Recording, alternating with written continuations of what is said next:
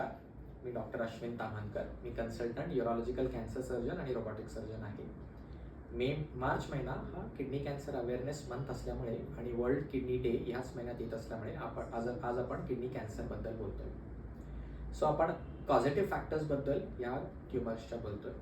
So typically smoking, industrial exposure of chemicals, long standing hypertension म्हणजे blood pressure, उच्च रक्तदाब आणि ओबेसिटी स्थूलता हे 4 फॅक्टर्स या ट्युमर्सबद्दल असोसिएटेड आहे. कंपल्सरली हे 4ही फॅक्टर्स असतील तरच कॅन्सर होईल आणि मला हे रिस्क फॅक्टर नाहीच तर मी सेफ आहे अशा मिसकन्सेप्शनमध्ये आपण राहू शकत नाही. त्याचं कारण आहे आजकालच्या जमान्यामध्ये हे कॅन्सर्स टिपिकली यंग एजमध्ये डिटेक्ट होत आहेत at a very early stage.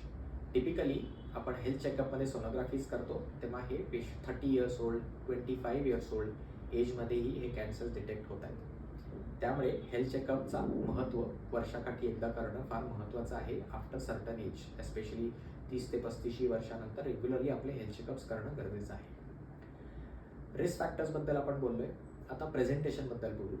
जसं मी आधी म्हटलं की अर्ली स्टेजमध्ये हे सिम्पटम्स देत नाहीत. जसा जसा साईज वाढतो, साईज मोठा होतो तसे ह्याच्यामध्ये सिम्पटम्स येतात. टिपिकली फ्लँकमध्ये पेन होणे किंवा युरिनमध्ये ब्लिडिंग होणे, रक्तस्राव होणे, लाल रंगाची लघवी होणे हे त्याचे सिम्पटम्स असतात. हे नेहमी लक्षात ठेवा की लाल रंगाची लघवी ही नेहमी ॲबनॉर्मल असते. कुठल्याही नॉर्मल कारणास्तव ही होऊ शकत नाही. त्यामुळे लाल रंगाची लघवी होते किंवा कुठलं असं सिम्पटम येतं त्याला इग्नोर करू नका. ते रिस्पेक्टिव्ह क्लिनिशियनला रिपोर्ट करा, कारण त्यातच अर्ली डायग्नोसिस महत्त्वाचा असतो.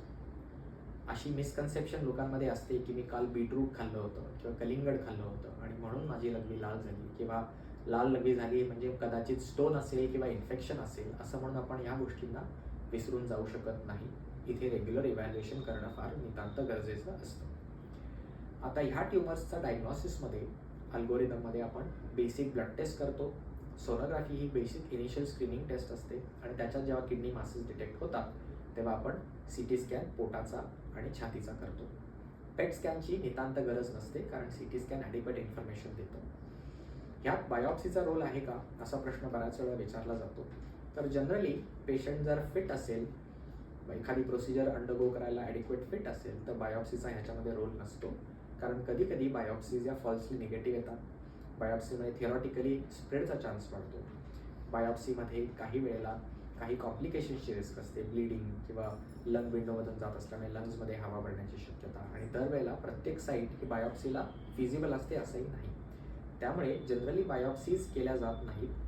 CT स्कॅनच्या इमेजिंगवरती आणि काही फाइंडिंग्सनुसार साईज, CT स्कॅनचा पॅटर्न, कॉन्ट्रास्ट इव्हॅल्युएशन या सगळ्यानुसार पर्सेंटेज पॉसिबिलिटी कॅन्सरची बघून आपल्याला पुढचे ट्रीटमेंटचे डिसिजन्स घ्यावे लागतात. व्हेरी रेअरली आपण बायोप्सीज करतो जिथे पोटेन्शियल स्प्रेड असतो किंवा डायग्नोसिसमध्ये थोडंसं कन्फ्युजन असतं, जिथे बायोप्सीचा ॲक्च्युली ॲडव्हान्टेज मिळेल. अशा रेअर केस सिनारिओमध्येच फक्त बायोप्सीज किडनीच्या जनरली केल्या जातात. धन्यवाद.